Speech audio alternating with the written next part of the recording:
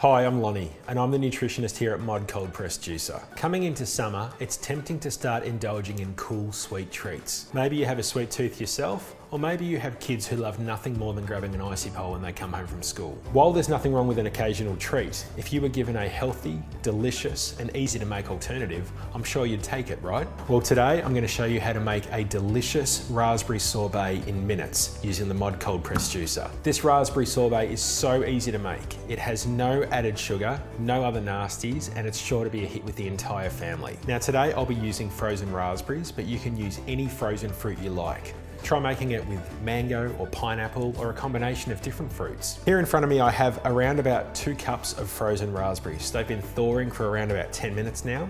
If you'd like your sorbet to be a little bit sweeter, now's the time to add a swirl of honey. Try using raw organic honey if you can. Now when we're making sorbet, we need to remove the metal mesh filter and also the black basket from the Mod Juicer, and we need to replace them with the clear plastic filter instead.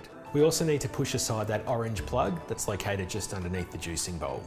Now, to make our sorbet, all we need to do is turn the juicer on and feed the raspberries through the chute a spoonful at a time.